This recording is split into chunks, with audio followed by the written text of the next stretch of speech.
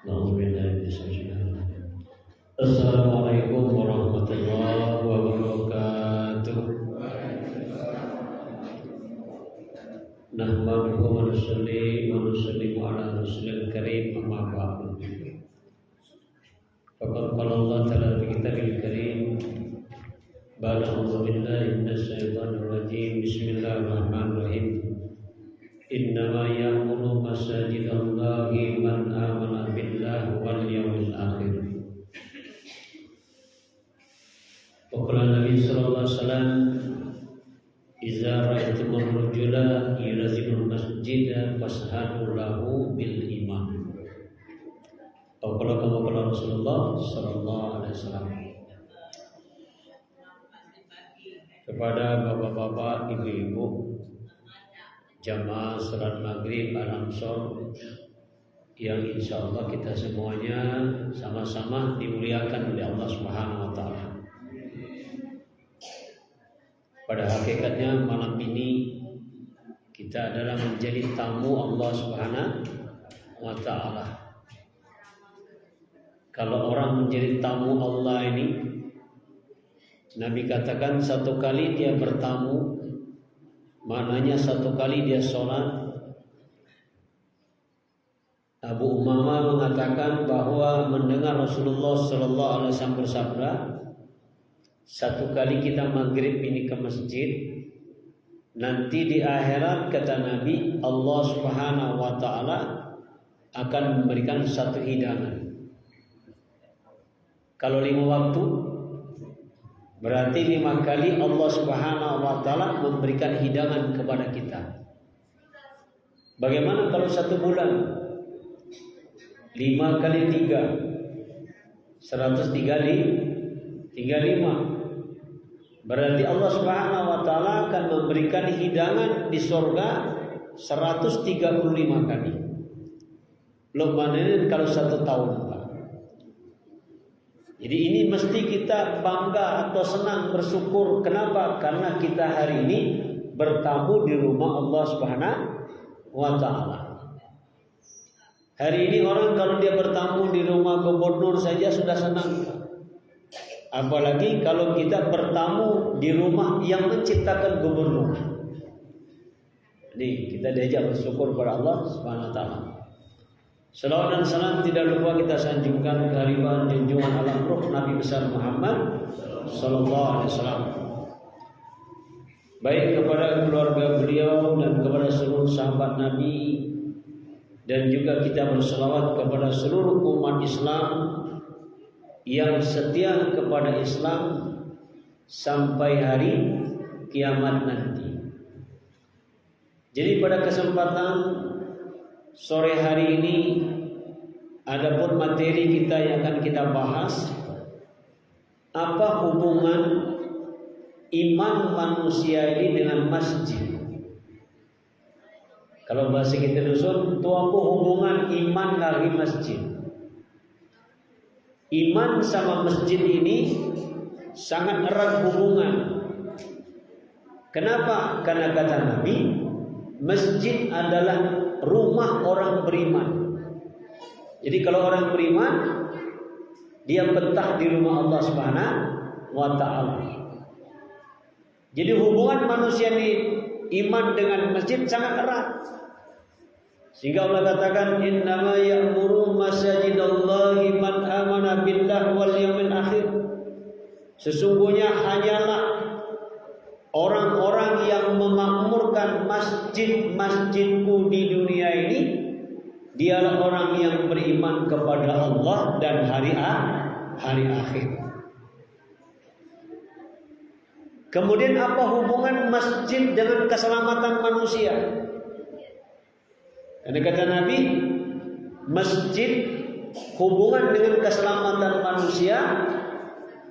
Di zaman Nabi Muhammad SAW, ketika terjadi angin topan, maka baginda Nabi Muhammad masuk ke masjid. Jadi hubungan keselamatan manusia ini sangat erat dengan masjid. Coba waktu tsunami di Aceh, itu masjid yang besar hanya beberapa ratus meter jauh jaraknya dengan pantai. Orang-orang yang masuk ke masjid selamat. Orang-orang yang lari meninggalkan masjid, dia yang tidak selamat. Maka ini yang Nabi ajarkan. Kalau ada angin topan, gelap misalnya, tanda-tanda akan hujan, puting beliung, maka Nabi ajarkan ke masjid. Jadi hubungan keselamatan manusia di dunia berhubungan dengan masjid, nanti di akhirat berhubungan dengan masjid. Tadi malam saya sampaikan di Isra Mi'raj di Kampung Melati. Saya sampaikan di sana, apa keuntungan kelebihan orang-orang yang senantiasa ke masjid? Apa keuntungannya? Pertama kata Nabi, kalau di akhirat nanti Masjid Al-Ansor ini dia akan datang di padang mahsyar nanti. Kemudian Masjid Al-Ansor ini dia akan memanggil orang-orang yang biasa datang ke masjid. Mari sini, mari sini, mari sini. Kita akan melintas padang yang sangat luas, padang mahsyar. Kita akan melintas jembatan yang sangat kecil. Maka orang-orang yang senantiasa memakmurkan masjid, nanti di padang mahsyar dipanggil untuk masuk ke masjid. Ternyata masjid akan menjadi kendaraan dia nanti di akhirat. Sering saya sampaikan, coba misalnya kita dari pagar alam ini, kita pergi ke Palembang.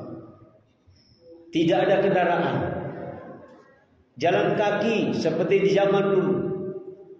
Kira-kira perjalanan cepat sampai atau berbulan-bulan. Bisa saja 2 minggu baru sampai. 2 minggu baru sampai. Berarti perjalanan jarak tempuhnya lebih jauh daripada orang naik pesawat ke Arab. Orang naik pesawat ke Mekah itu 9 jam. Tapi kalau ditempuh dengan berjalan kaki dari pagar alam ke Palembang, itu bisa 2 sampai 3 minggu. Susah. Ini di dunia. Bagaimana kalau seandainya nanti kita di akhirat? Ketika menyeberang jembatan Sirat, kira-kira tidak ada kendaraan, Pak? Kira-kira gimana? Pak Wanto, tidak ada kendaraan. Atau kita sebagai pelari tercepat, kita larinya cepat. Kira-kira Pak, kalau nyebrang jembatan Sirat, jembatannya kecilnya kata Nabi seperti rambut dibelah 7. Di bawahnya jurang neraka, panjangnya 1500 tahun perjalanan. Kira-kira bisa sampai nggak? Tidak akan sampai. Maka hari ini kita tidak mengetahui bahwa kendaraan yang super canggih di muka bumi ini adalah masjid. Kapan kita akan tahu? Nanti Pak, ketika di padang mahsyar. Oh, ternyata masjid kendaraan yang lebih hebat daripada pesawat, lebih hebat daripada helikopter, lebih hebat daripada Land Cruiser, apalagi Pak. Ternyata orang-orang yang memakmurkan masjid ini nanti dipanggil di padang mahsyar. Baru setelah masuk, mereka meniti jembatan Sirat. Kata Nabi, masjid akan dirubah namanya menjadi kendaraan namanya buruk. Namanya buruk. Kata Nabi, buruk ini satu kendaraan yang kecepatannya sejauh mata memandang. Sejauh mata memandang. Jadi hubungan iman dengan masjid, keselamatan manusia itu sangat erat sekali. Maka baginda Nabi Muhammad SAW mengajak sahabat, bagaimana sahabat dikumpulkan di masjid. Dikumpulkan di masjid. Nanti buat 4 amalan di masjid. Pertama, ada taklim wa ta'lum, belajar mengajar. Ada yang mengajarkan Quran, ada yang belajar Quran. yang menghafal doa-doa, ada yang mengajarkan doa-doa. Ini taklim wa taklum hidup masjid 24 jam di zaman sahabat. Jadi kalau orang belajar agama pergi ke masjid. Kemudian Nabi katakan amalan masjid yang kedua adalah zikir dan ibadah. Zikir, ibadah. Ibadah ini Pak, ibadah ini ada dua macam. Ibadah dua macam. Ibadah fardu dan ibadah sunnah. Ibadah fardu yakni salat fardu.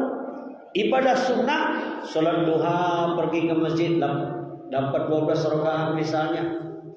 Atau kita salat Isra 4 rakaat, qobliyah zuhur 4 rakaat, ba'da salat zuhur 4 rakaat, qobliyah asar 4 rakaat, ba'da salat maghrib 4 rakaat. Terus kalau 2 ya silakan 2 boleh. 4 ada juga dalilnya. Kemudian kata Nabi ba'da salat isya 4 rakaat. Sementara 2 rakaat kata Nabi 2 rakaat salat sunnah itu lebih baik daripada manusia mendapatkan dunia dan segala isinya. Bagaimana kalau 4-4? Kenapa kita hari ini malas melakukannya?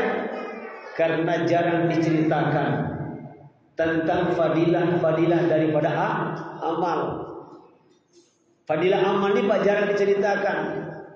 Kalau kamu pada sholat subuh, kemudian kamu hadir majelis ilmu agama, atau kamu baca Quran, atau kamu zikir sampai masuk sholat Isra, maka kamu sholat Isra 2 rakaat dapat pahala haji dan umroh yang mabrur. Ini yang ngomong Nabi Pak. Haji dan umroh yang mabrur. Sedangkan kita tahu haji dan umroh ini yang mabrur, Nabi katakan al-haji mabrur laisa lahu jazaa illa jannah. Haji yang mabrur tidak ada balasan kecuali surga. Jadi tidak ada balasan kecuali surga. Nah, sementara kita hari ini kalau kita mendaftar tahun ini, kita mendaftar haji, itu berapa tahun ke depan? Hah? Berapa tahun? 20 tahun. Sementara kita setiap pagi bisa mendapatkan pahala haji dan umroh yang mabrur. Kenapa begitu besar? Karena sangat sulit. Orang biasanya kalau pada sholat subuh ini Allahumma antas salam, Allahumma lantas jalan. Betul Pak? Jarang orang betah di masjid. Padahal subhanallah, walhamdulillah itu besar sekali pahalanya. Tapi nunggu sampai Isra itu sangat berat sekali. Makanya ganjaran pahala pun sangat berat. Jadi hubungan iman dengan masjid sangat erat. Kalau seseorang dia jarang ke masjid, ini imannya ini perlu ditanda tanya. Perlu tanda tanya. Karena kalau orang beriman senantiasa bolak-balik dari rumah ke masjid. Itu orang beriman. Kenapa? Masjid kata Nabi Baitul Mukminin, rumah orang beriman. Masjid ini adalah rumah orang yang beriman. Kipas ya, iya panas. Peringatan dia. Jadi Bapak dan Ibu yang dimuliakan oleh Allah Subhanahu wa taala, baginda Nabi Muhammad sallallahu alaihi wasallam, beliau membina sahabat buat taklim wa ta'lum, zikir ibadah, kemudian buat di masjid ada pelayanan khidmat namanya. Sekarang pelayanan khidmat ini dipakai oleh Joko yang di Jawa itu, Joko Garian. Orang masuk ke masjid dikasih makan. Siapapun yang ke masjid silakan makan. Kalau namanya saldo itu selalu dihabiskan. Tidak pernah saldonya ini disisakan. Kenapa? Karena orang yang menyumbang itu kepingin pahala. Itu. baru beberapa tempat di Indonesia ini. Yang satu di Bengkulu, Masjid At-Taqwa, tempat Hilmi Hasan. Di sana para preman-preman itu mereka digiring ke masjid. Kemudian mereka dilatih membaca taklim. Mereka dilatih sholat berjamaah, dilatih mereka membaca Al-Quran.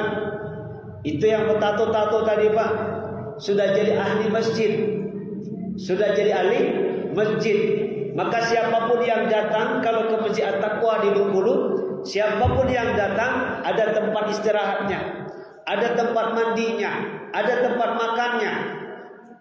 Kalau dia datang ke sana, mereka dilayani, betul-betul dilayani, sehingga anak-anak preman, anak-anak fang itu mereka betah di masjid. Kenapa? Di masjid ada makanan, di masjid gak kelaparan. Beda kita hari ini, masjid dikunci. Betul Pak? Masjid dikunci. Kadang-kadang kita numpang sholat dikunci, WC-nya dikunci, padahal pinggir jalan.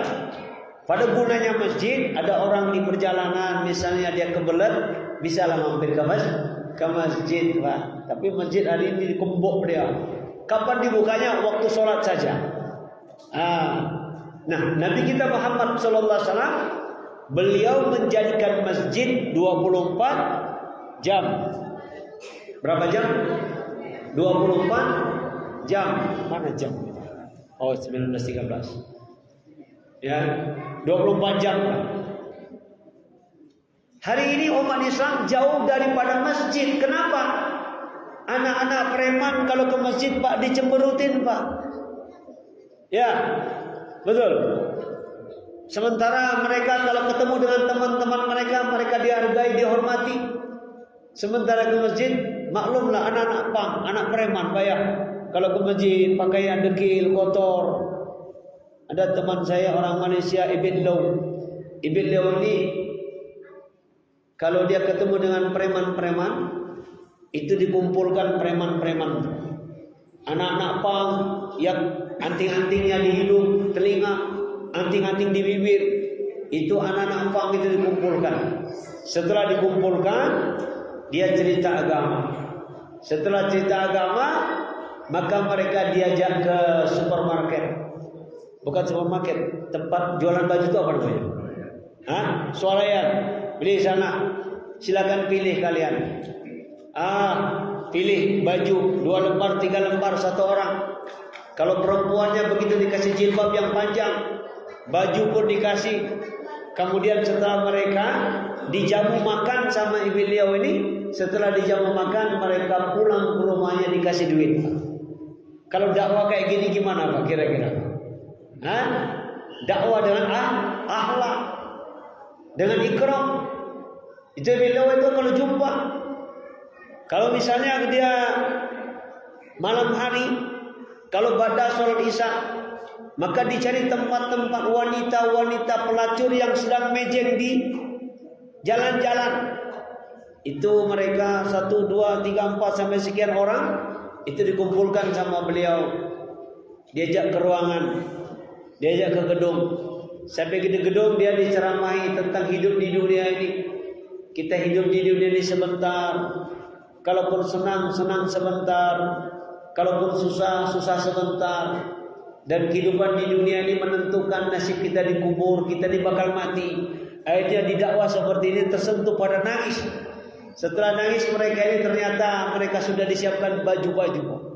Baju disiapkan, masing-masing pulang mereka bawa uang ratusan ribu, ada yang 1 juta, ada yang lebih.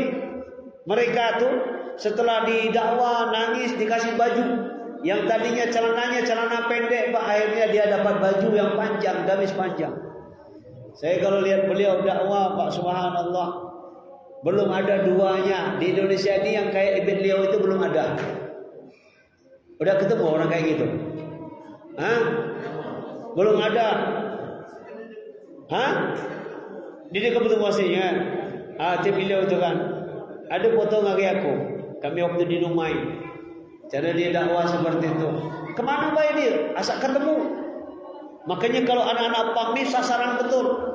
Rupanya anak-anak pang ini butuh perhatian. Mereka butuh perhatian daripada diri kita.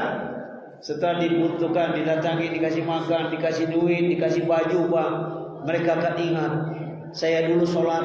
Ada yang sekarang ini sudah pakai sorban. Anak-anak pang itu sini tato semua, sekarang sudah pakai sorban, sudah bisa dia ceramah, sudah bisa dia khutib Jumat. Asbab daripada ibil leo itu, Pak. Asbabnya yang tadinya anaknya nggak ada harganya, tato semua, Pak. Tangan tato, tato. Sekarang sudah pakai sorban, pakai baju panjang, sudah memberikan dakwah. Sudah memberikan dakwah. Nah, inilah kita umat Islam hari ini. Kita ada kepedulian kepada umat hari ini. Dan orang beriman memikirkan bagaimana masjid ini ramai. Jadi kalau ada orang nggak ke masjid, maka dicari. Sama dengan Rasulullah SAW. Nabi SAW, kalau dia jadi imam sholat subuh, maka Nabi akan tengok satu dua tengok semua. Kalau ada satu orang yang tidak datang, maka Nabi SAW akan bertanya, kemana si fulan? Tidak tahu. Nabi kalau ada jamaahnya yang tidak datang, minta diantarkan ke rumahnya. Ayo antarkan aku. Ternyata yang tidak datang ini rumahnya dengan masjid jauh, Pak. 2-3 jam perjalanan. Minta diantarkan. Maka ketika ketuk pintu, yang keluar istrinya. Ditanya oleh Rasulullah SAW, mana Sya'ban? Ya Rasulullah, Sya'ban beberapa jam yang lalu sudah dikebumikan, sudah mati, sudah dikebumikan. Kemudian kata istri Sya'ban ini bukan dulu waktu dia sakaratul maut tadi, dia 3 kali dia berteriak. Pertama dia teriak, kenapa tidak lebih jauh? Yang kedua, kenapa tidak yang lebih bagus? Yang ketiga, kenapa tidak semuanya? Kok enggak semuanya? Coba, Pak. Kenapa enggak lebih jauh?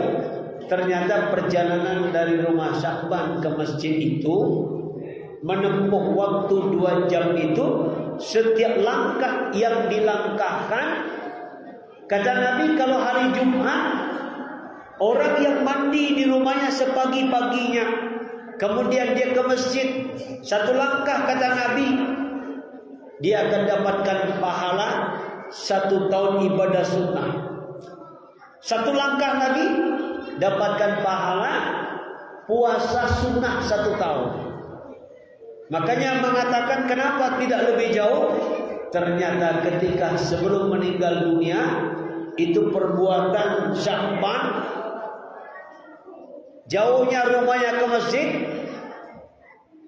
dan ganjaran pahala balasannya di surga itu dinampakkan semua.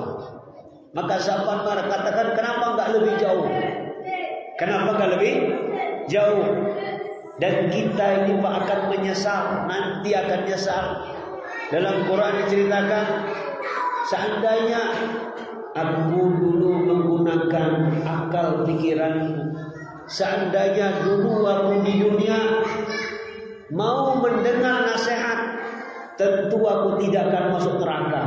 Memang yang mau mendengarkan nasihat tidak banyak, Pak. Dikit, Pak. Betul, Pak ya?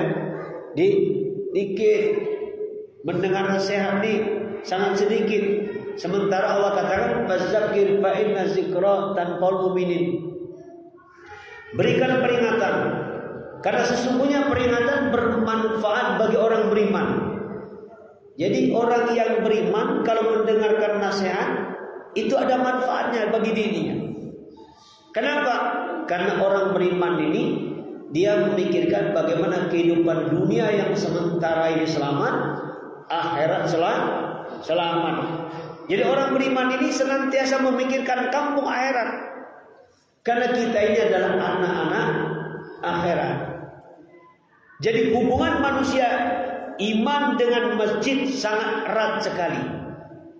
Makanya kata Buya Hamka, kalau kamu ingin lihat orang Islam tengok sholat Jumat, tengok sholat Idul Fitri dan Idul Adha. Kalau ingin lihat orang Islam. Tapi kata Buya Hamka, kalau kamu ingin lihat orang beriman, tengok sholat subuh. Tengok sholat subuh, Pak. Dan Nabi katakan, kalau kamu mengetahui fadilah mendatangi sholat subuh berjamaah, kalau seandainya kamu sakit, maka kata Nabi, kamu rela merangkak dari rumah ke masjid. Rela kita ini merangkak dari rumah ke masjid. Tadi dipesankan kita berikan waktu kepada ibu-ibu dan bapak-bapak. Mungkin ada pertanyaan? Ada pertanyaan? Ini hari ini agak ekstra saya, tidak ada istirahat. Tadi kuliah subuh di Indragiri, kemudian ada urusan tadi ke Polres sampai jam 1. Jam 2 tadi ngisi siaran di radio. Kemudian pada sholat asar tadi mampir ke toko paruk, sudah menjelang maghrib. Jadi balik ke rumah sebentar, langsung ke sini. Ini hari ini on time nih. Apa namanya? Ya ampun, hari ini. Jadi insya Allah saya akan besok pagi akan balik dulu ke Pekanbaru. Jadi kepada bapak-bapak, ibu-ibu, saya mohon doa semoga proses pindah ke Pagaralam ini Allah Subhanahu wa taala mudahkan. Ya kan? Jadi ini agak drop sedikit badannya nih. Suaranya mulai habis nih. Ya kan? Belum tadi malam tidurnya. Kemarin juga berapa tempat? 3 tempat juga kemarin. Subuh, duhur, Isra Mi'raj. Hari ini 3 juga. Subuh tadi siaran radio, kemudian malam ini. Nah, kepada bapak-bapak, kalau ada ingin bertanya, kami berikan keluasan waktu.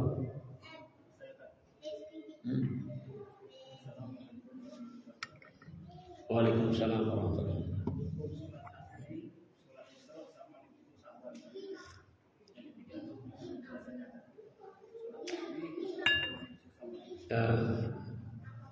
Salat Isra. Salat Isra ini kan dia waktunya, Isra artinya naik, awal duha. Bukan duha apa? Awal duha. 2 rakaat fadilah haji dan umroh yang mabrur. Kalau ditambah 2 rakaat lagi, urusannya hari itu akan ditolong oleh Allah. Sementara kita ini butuh pertolongan Allah. Sementara kita hari-hari banyak masalah. Kemudian sholat tasbih itu ada 5 hadis yang sahih. 5 hadis.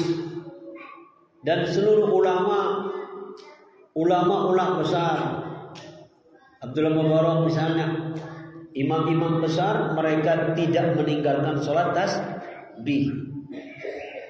Saking pentingnya sholat tasbih ini, kata Nabi,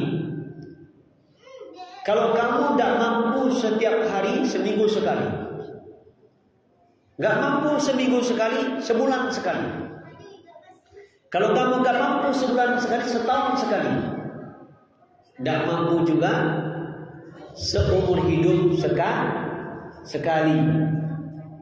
Seumur hidup paling malas betullah sekali. Itu sholat tasbih itu seumur hidup sekali. Dan apa keuntungannya, fadilahnya? Kata Nabi, dosa yang akan datang, dosa yang lalu diampunkan oleh Allah. Coba, memang gak masuk akal, tapi coba kerjakan, berat, gak gampang Pak. 4 rakaat memang hanya beberapa menit. Kalau sudah biasa kayak saya, paling lama 20 menit. Paling lama 20 menit. Nah, caranya setelah takbir baca Fatihah ayat pendek. Baca subhanallah walhamdulillah wala ilaha illallah wallahu akbar. Itu baca 15 kali ketika di atas.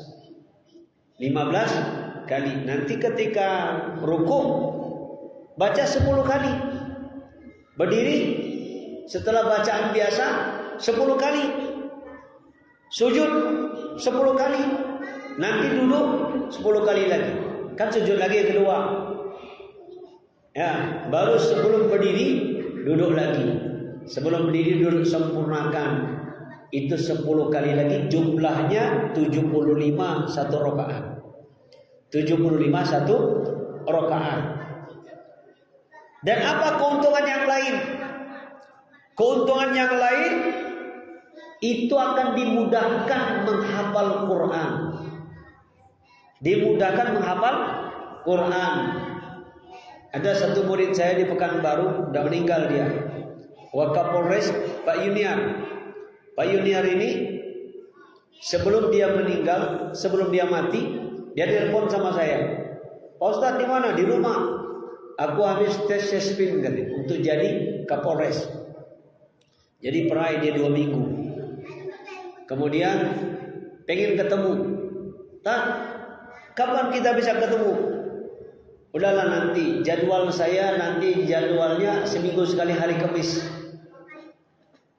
Hari Kamis. Kita jumpa di sana. Dia cerita.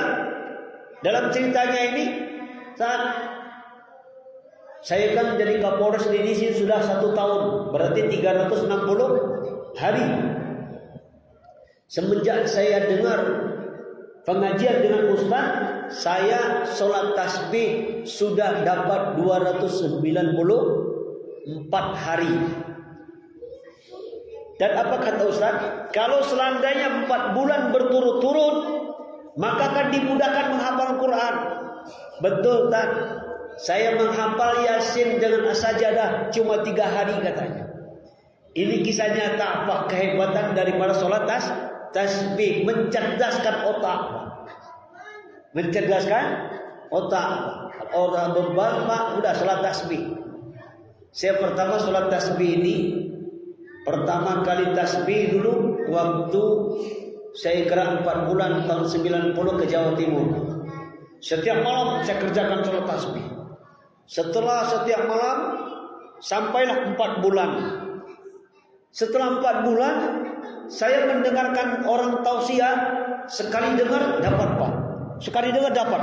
Oh ternyata sholat tasbih ini di samping kita padilahnya diampunkan dosa, otak kita dimudahkan menghafal, menangkap. Itu dia sholat tasbih. Memang berat. Memang berat Pak. Apa tandanya berat? Banyak orang yang tahu tidak dikerjakan. Kenapa? Karena berat. Waktu sholat tasbih ini kapan saja, kecuali pada sholat asar. Waktu yang dilarang untuk sholat. Jadi pada asar ini waktu yang dilarang untuk sholat, ya kita jangan sholat tasbih. Sebelum zuhur atau sesudah zuhur. Kalau saya, kebiasaan saya kalau di Pekanbaru itu zuhur misalnya jam 12 lewat 15. Maka saya jam 12 kurang 20 saya ke masjid, sholat tahiyatul masjid 2 rakaat, nanti baru saya sholat tasbih. Enak, orang lagi kosong Pak di masjid. Lagi kosong di masjid. Atau kalau seandainya nggak sempat, nanti pada zuhur minggir kita. Orang salam, orang doa zikir, kita minggir, kita sholat tasbih. Kenapa kita lakukan? Karena kita tahu manfaat keuntungannya. Siapa yang tidak mau dosa yang lalu dan dosa akan datang diampunkan oleh Allah? Kan gitu Pak. Cuma kita hari ini kan jarang diceritakan, sehingga gairahnya untuk melakukan tidak semangat. Tadi apa? Nisfu Sa'ban. Kita sama-sama tahu ini sunnah. Kebiasaan Nabi Sallallahu Alaihi Wasallam kalau datang Nisfu Sa'ban, dia mengajarkan kepada kita untuk buat amalan. Ada lagi ibu-ibu yang ingin tanya. Nih Wanto sendiri, ibu-ibu dulu. Bu.